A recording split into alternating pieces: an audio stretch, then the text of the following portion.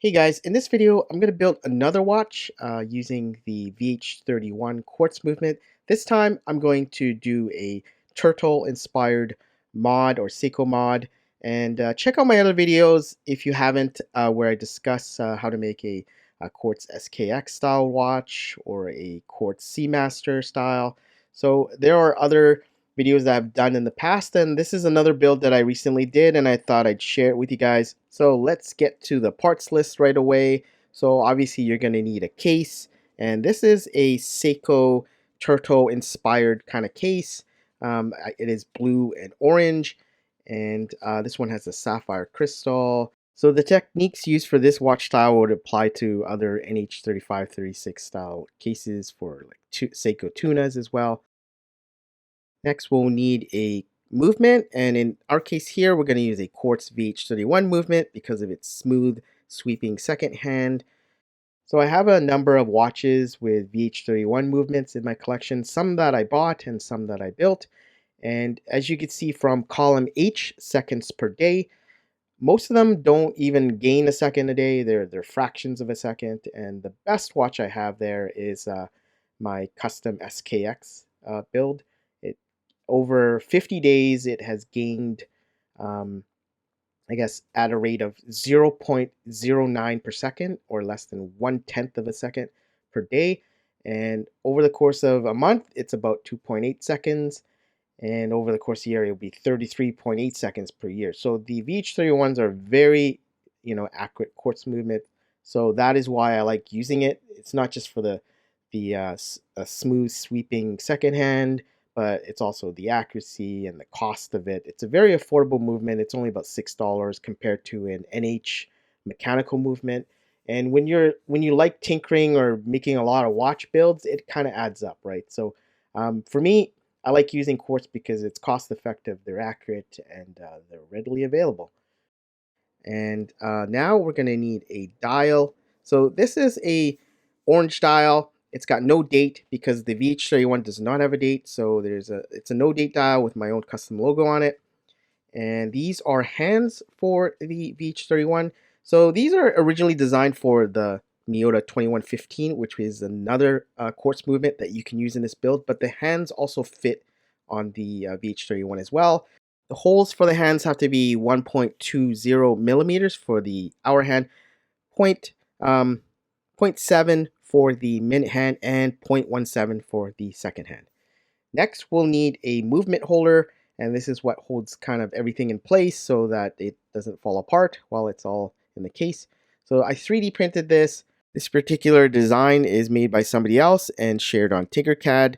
I also have one that I've designed and created myself in CAD. I wanted a holder that was simple, quick, and easy to print, so I decided to design it myself. I'll leave a link to the STL files via Thingiverse in the description if you want to print some of your own for personal use. So let's take a closer look at the dial. This is my custom dial with my own logo and no date.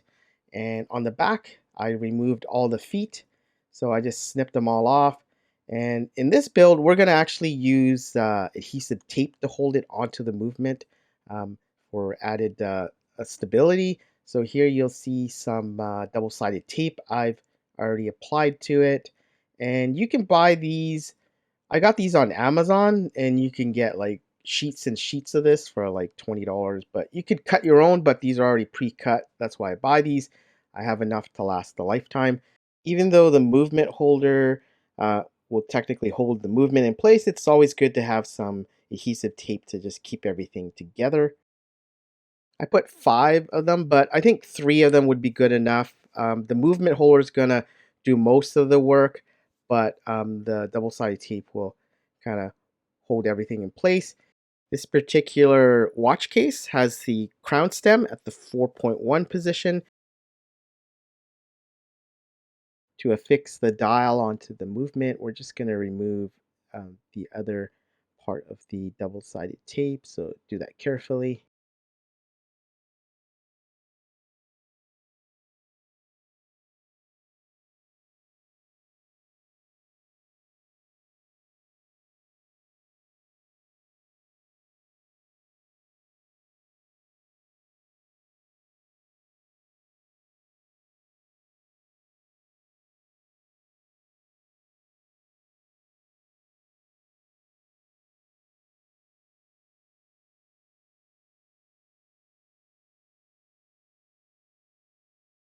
So with the help of the crown stem in the movement, I'm going to use the stem to help me align it on the dial. So this dial has a bunch of hash marks or minute markers on the around the dial, and I know that it's at the 4.1 position.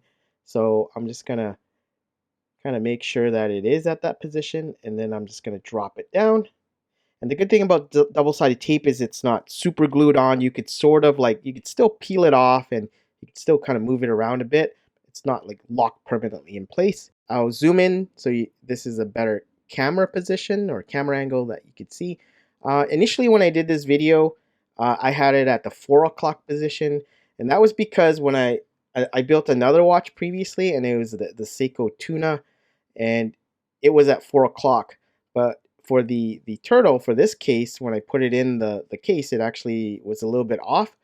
But make sure when you do it for this, the turtle style ones, you put it at the 4.1 position. So with the dial attached to the movement, we're going to stick it into the case with the movement holder. And I am going to also insert the stem. Now we're going to close it up and make sure everything is fitting well with the movement and everything before we mount the hands.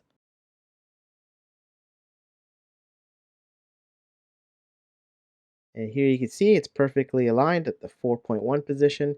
So for this particular dial, so the dial itself already has minute markers, and it's kind of redundant to have it when the chapter ring is also there with minute markers. So eventually what I'm going to do is, I'm still waiting on the part, but I'm going to take out the chapter ring.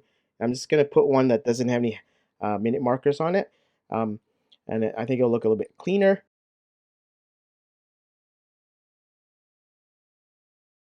So now we're gonna mount the hands onto the watch. So I'm gonna use some putty and a manual hand pressing tool, and we'll start off with the hour hand, and we're just gonna press that in place.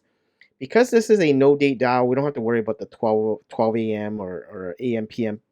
Position. So you just have to drop it in, and then what you want to do is insert the crown and then move it to the 12 o'clock position.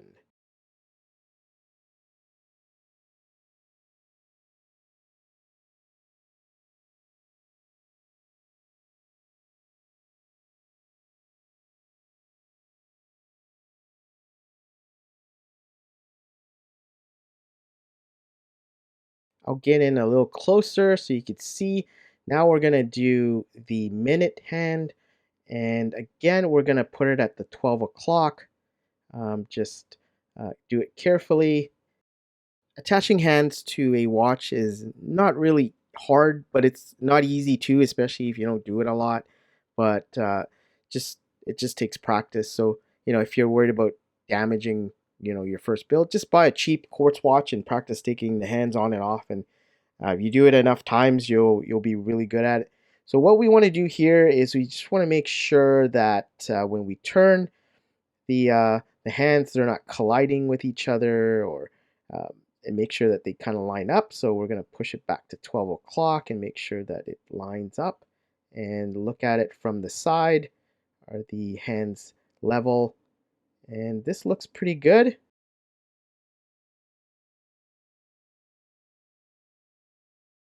Like I've mentioned in other build videos, the hardest hand to put on would be the second hand. And it can be a quick one.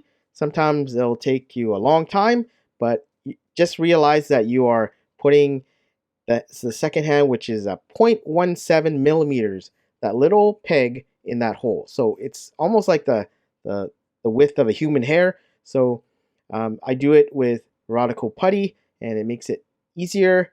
But you may need some magnifying glass or whatever. But luckily for me, I didn't have to wear any of that yet. But as you get older, your eyes may not work as well, so you may need a magnifying glass. But here, I'm just going to drop it in, and for some reason it just went in on the first shot. I I am actually very amazed. So I got lucky, but it doesn't always happen like this. Anyways, there you go. The second hand is mounted and it is ticking away. So um, that is pretty good. I think it's pretty level as well. I'm happy with it.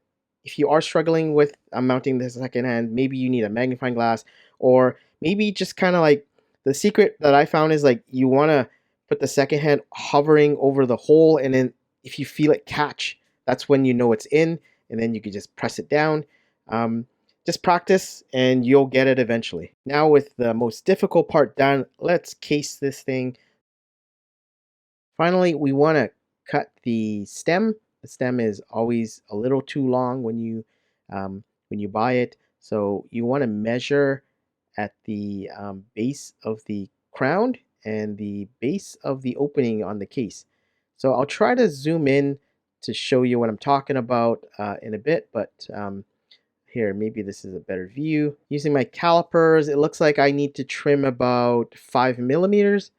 So it's always good to measure multiple times and cut once. So maybe cut 4 millimeters and test it out, and then cut a little bit more. So don't, just cut all of it at once, because you may cut too much. And if you only have one crown stem, well, it may mean, ordering another one, which takes weeks to come. So nothing's really more satisfying than seeing your watch come together and seeing it complete. And this is it. This is the one that I wanted to build. I've always wanted a Seiko inspired turtle, with the Finding Nemo color scheme. Those are really expensive now, and building one and having it the way I want it quartz, I want it no date, I want it, with certain hands or a certain logo. This is customized just for me, and potentially there's only one of these in this whole world. So that's what's fun about watch building or watchmaking. It's whatever you want it to be, and you make it happen. Anyways, before we end this video, I wanted to show you the watch on a few options in terms of straps and bracelets. So here's one. Here it is on the a bracelet that I have. It's a 20 ml bracelet. I think it looks pretty cool. I think this is probably the one that I'd wear most of the time, because I prefer bracelets, especially in the summer.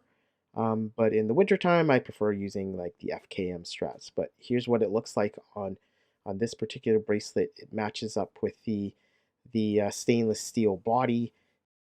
So this is a quick release style bracelet, so it's very easy to change and swap without any tools. So that's what I prefer specifically for a watch that I plan to swap out different straps with. So we're gonna put an orange FKM strap now. This is a dive style strap. FKM, it's really soft. I think it's more comfortable than silicone, and especially when it gets warmer, it kind of like feels softer, especially in warmer climates. But I think it's a little bit too orange, so I'm gonna take this off and I'll put on the blue one, and I'll let you see what it looks like. So with the blue one on, you can see that I think it's a bit more subdued. It's not too orange. I think it feels like you're wearing a pumpkin on your wrist or something. But with the blue, I think it looks pretty good. The orange isn't overpowering.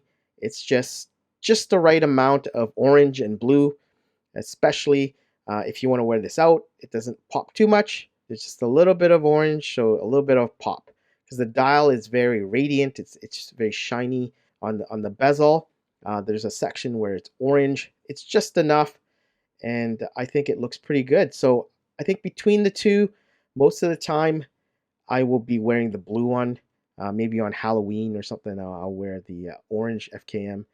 And yeah, that's if I had to choose between orange and blue rubber straps. But overall, I think I would prefer the stainless steel bracelet. Anyways, that concludes this video. Hopefully you found it useful. It gave you some inspiration on your next build using either quartz or mechanical, whatever. But I wanted to share you some of my quartz builds, because I don't see a lot of it out on YouTube. So I just wanted to share with you what you can do with quartz in NH35 or 36 cases. I think it's just another option out there that is available to you. Comment, like, share, subscribe, and you'll hear from me in the next video.